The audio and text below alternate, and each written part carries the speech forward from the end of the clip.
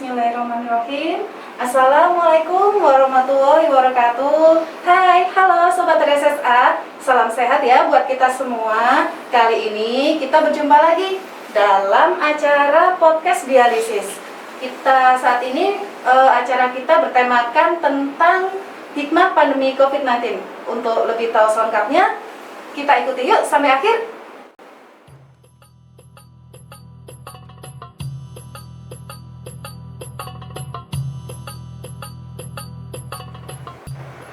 Alhamdulillahirrahmanirrahim. Kita masih dipertemukan lagi oleh Allah Subhanahu wa Ta'ala dalam acara podcast dialisis. Serta tidak lupa sholawat serta salam kita panjatkan kepada junjungan kita Nabi Muhammad SAW. Tema kita kali ini mengenai hikmah pandemi COVID. Tak terasa ya, kita memang sudah melewati 3 tahun pandemi ini. 3 kali Ramadan juga ya Sobat RSSA. Bagaimanapun juga banyak sekali masalah-masalah yang ditimbulkan dari pandemi saat ini. Banyak dari kita yang kehilangan orang-orang yang kita cintai. Oleh karena itu, saat ini di studio telah hadir narasumber kita, Dr. Eti Mertianti, spesialis penyakit dalam. Beliau adalah dokter spesialis penyakit dalam di instalasi dialisis RSSA. Assalamualaikum Dokter Eti. Waalaikumsalam warahmatullahi wabarakatuh. Alhamdulillah. Bagaimana kabarnya dokter saat ini? Alhamdulillah. Lancar puasanya? Alhamdulillah sehat dan lancar dan semoga sahabat RSSA juga dalam keadaan sehat juga ya. Ya, alhamdulillah. Amin dokter ya. Pertanyaan pertama ya dokter, kira-kira bagaimana kondisi pandemi di lingkungan Rumah Sakit Saiful Anwar sendiri? Bagaimana trennya? Apakah sudah mulai menurun atau bakalan akan meningkat lagi? Itu gimana dokter? Ya, alhamdulillah tren kasus pada saat ini sudah menurun ya Mbak Rosdiana ya, baik itu di Rumah Sakit Saiful Anwar pada khususnya dan juga di seluruh Indonesia pada umumnya. Bagaimana untuk kemungkinan untuk terjadi peningkatan kasus? Mungkin saja bisa terjadi apabila kita tidak patuh pada protokol kesehatan. Apalagi nih kita saat ini memasuki bulan Ramadan ya Mbak Ros ya. Jadi kan di kedepannya nanti beberapa saat lagi kita akan hari raya Idul Fitri, kemudian hari libur yang panjang. Jadi di saat-saat itu di mana juga ya dokter ya. Ya betul, tradisi mudik di mana pada saat tahun-tahun sebelumnya kan ada larangan tuh untuk mudik. Jadi kita sudah mengalami ini Ramadan ketiga dan mungkin saat ini masyarakat sudah ingin kembali untuk berkumpul dengan keluarga besar di kampung halamannya, dan itu menimbulkan mungkin akan ada sedikit abai, lalai pada protokol kesehatan. Nah, di titik-titik inilah kita sebut titik lengah yang bisa mengakibatkan terjadi peningkatan kasus COVID-19 ini. Aduh, semoga nggak terjadi ya dokter. Kemarin saya lihat di televisi itu, ini orang-orang sudah pada mudik di awal-awal Ramadan itu ya. Iya betul. Jadi itu mungkin masih bisa berkelanjutan nanti di akhir Ramadan, tradisi mudik akan kembali terjadi lagi dan itu rentan terjadi peningkatan kasus. Seperti itu. Kemudian yang pertanyaan kedua dokter. Dokter kan saat ini berkecimpung di instalasi dialisis, menangani pasien yang menjalani cuci darah yang rutin. Itu kira-kira pandemi ini berdampak seperti apa kepada mereka itu? Iya, sangat berpengaruh sekali ya Mbak Ros, itu pengaruhnya pada pasien-pasien dialisis. Jadi kita tahu bahwa pasien dengan PGK, penyakit ginjal kronis, itu merupakan salah satu komorbid yang berat terhadap COVID-19 ini, dan juga kondisi status imun mereka juga rentan, lebih rendah daripada pasien-pasien yang lain, yang mengakibatkan mereka rentan tertular penyakit COVID-19 ini, yang menyebabkan apabila sudah bergejala bisa menimbulkan gejala yang berat sampai terjadi mortalitas. Jadi di situ memang sangat besar pengaruhnya. Kita juga mengalami sendiri kan ya Mbak Ros ya, di instalasi dialisis kita terjadi penurunan jumlah pasien-pasien reguler yang menjalani hemodialisis atau cuci darah karena terjangan dari gelombang pertama, kedua, dan ketiga kemarin pada saat COVID-19 tersebut. Iya dokter.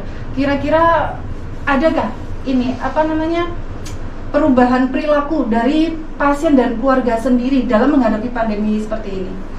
Ya, perubahan perilaku karena kita sudah tahun ketiga, ya alhamdulillah mungkin sudah mulai ada perubahan kebiasaan baru ya, kita sebut new normal era ya. Meskipun memang tidak semua, tetapi sudah menjadi kebiasaan baru. Kita lihat saja sekarang di fasilitas umum, di jalan-jalan atau dalam kehidupan sehari-hari kita, masker sudah merupakan hal yang lumrah, ya kan? Ya. Itu sudah merupakan kebiasaan baru yang dulu sebelum pandemi juga tidak ada, gitu kan? Jadi di saat kita menggunakan masker itu sudah menjadi kebiasaan yang umum, dan apabila kita tidak memakai masker justru jadi aneh kan ya Mbak Ros ya. Jadi malah loh kok bisa sih nggak pakai masker nih zaman pandemi seperti ini ya kan? Nah, selain itu juga ada perubahan kebiasaan bahwa fasilitas untuk menunjang protokol kesehatan itu sudah semakin banyak. Contohnya adalah fasilitas cuci tangan.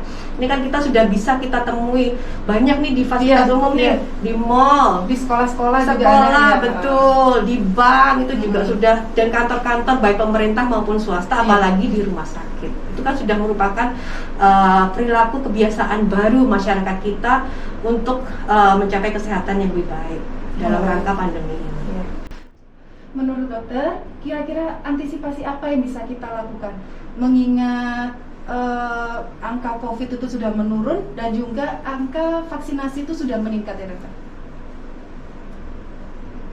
Yang jelas kita tidak boleh terlena dengan vaksinasi. Tetap kita memang harus melaksanakan protokol kesehatan secara ketat di semua kegiatan harian kita. Dan juga kita harus meningkatkan awareness atau kewaspadaan masyarakat agar tidak tertular atau menularkan. Jadi kita harus awareness apabila diri kita sendiri memang sakit atau memang berada dalam kondisi yang tidak enak, lebih baik kita tidak beraktivitas di luar rumah dan lebih baik kita berdiam di rumah saja.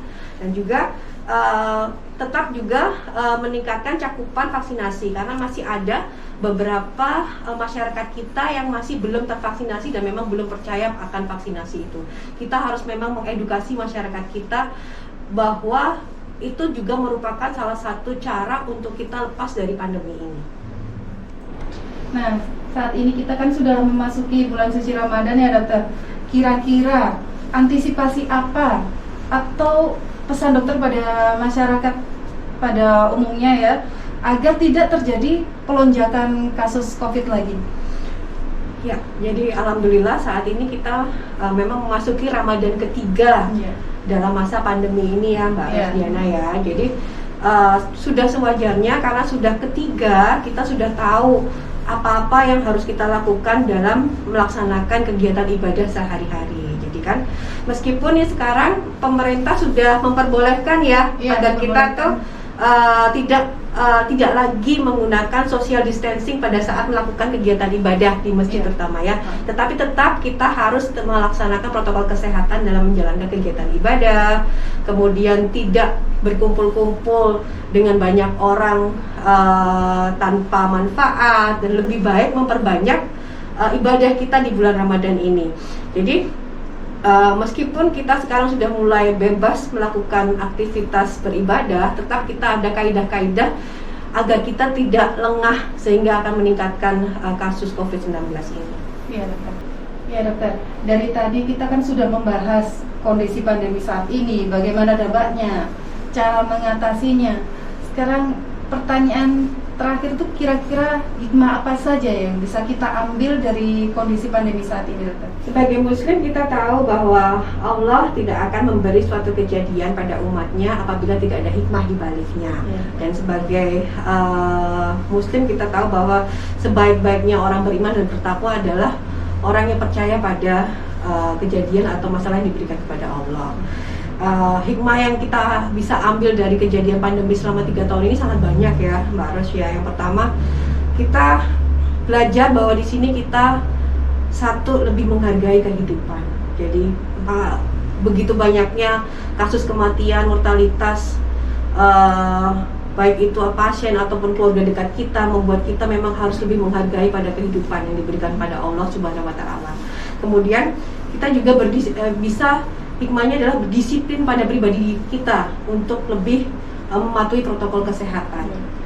Dan juga sebagai bangsa yang cinta gotong royong, kita telah ditunjukkan bahwa selama ada pandemi ini masyarakat Indonesia itu memang saling membantu, ya kan? Kita dari awal pandemi kemarin sampai sekarang banyak orang berdonasi, saling membantu kepada yang membutuhkan. Dan yang paling utama adalah sebagai momentum bermuhasabah untuk meningkatkan kualitas iman kita selama bulan Ramadan ini. The last but not least ya, seoptimis apa dokter melihat kelanjutan pandemi saat ini? Insya Allah akan segera berakhir, semoga ya harusnya untuk menjadi endemi. Paling tidak menuju ke era kebiasaan baru, semoga. Nah, itu tadi Sobat RSSA sekilas bincang-bincang kita bersama narasumber kita Dr. Eti Mertianti, spesialis penyakit dalam. Jadi kita bisa tarik benang merah ya dari sini bahwa selama pandemi ini kita mempunyai hikmah bahwa bermuhasabah diri kita kepada Allah Subhanahu wa taala dan meningkatkan kualitas keimanan kita. Baiklah, sekian dulu ya Sobat RSSA podcast dialisis kami. Terima kasih ya Dr. Eti atas kehadiran dokter di studio kami. Sama-sama.